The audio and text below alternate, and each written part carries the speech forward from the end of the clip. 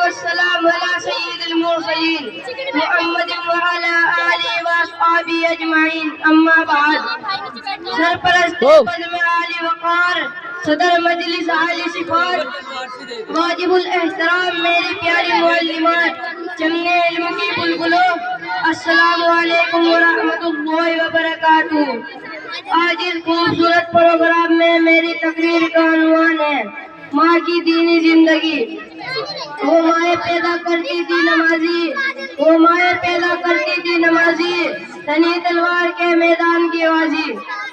وہ مائیں جب کے لیتی تھی بلائیں، وہ مائیں جب کے لیتی تھی بلائیں، تو یوں بیٹے کو دیتی تھی دعائیں۔ عبادت میں کٹے بیٹا جوانی، عبادت میں کٹے بیٹا جوانی، شہادت میں ختم ہو زندگانی۔ میرے دینی بھائیوں، یہ ناقابل انکار حقیقت ہے کہ ماں کا سایہ عاقبت میں پرورش پاتی نسلوں پر ماں کی زندگی کا اثر اس طرح پڑتا ہے جس طرح چلکتی کلیوں پر لہلاتے چمن کا، مرجھائی فضاؤں پر نکلتے سورج کا، بے نور آنکھوں پر چاند کی ٹھنڈی ٹھنڈی کرنوں کا، دل و دماغ پر آب شیری کا، افسردہ جسموں پر پرکے فواؤں کا، مردہ پڑے جذبات پر اثر انگیز باتوں کا۔ پیارے بھائیوں، ماں کی حیا دارا کے بچے کو حیا کا پیکر بنا دیتی ہے۔ فی جہاں میں ماں کی زبان سے نکلنے والے شیریں بول بچے کو سری سخن بنا دیتے ہیں۔ ماں کی دینی گود بلند اخلاق بچے پرورش پاتے ہیں اور میدانی عمل کے سپاہی بنتے ہیں۔ میرے ایمانی بھائیوں، آؤ میں تم کو ایک حیرت انگیز واقعہ سناؤں جس سے پتہ چلے گا کہ ماں کی گود کیا ہوتی ہے۔ حضرت بختیار کاکی رحمت اللہ علیہ جب 4 سال کے ہوئے تو ان کی ماں انہیں استاد صاحب کے پاس مکتب لے گئی کہ میرے اس یتیم اور لاڈلے بچے کی بسم اللہ کرا دو۔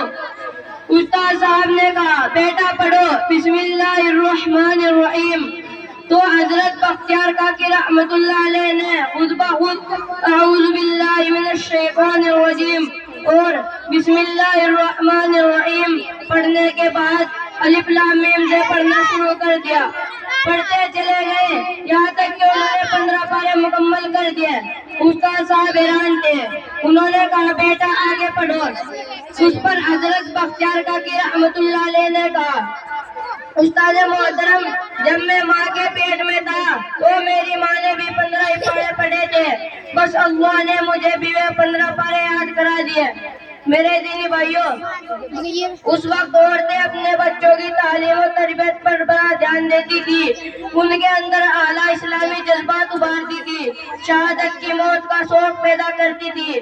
اے اللہ آج بھی ایسی مائیں پیدا فرما، آمین ثم آمین۔ السلام علیکم ورحمۃ اللہ وبرکاتہ۔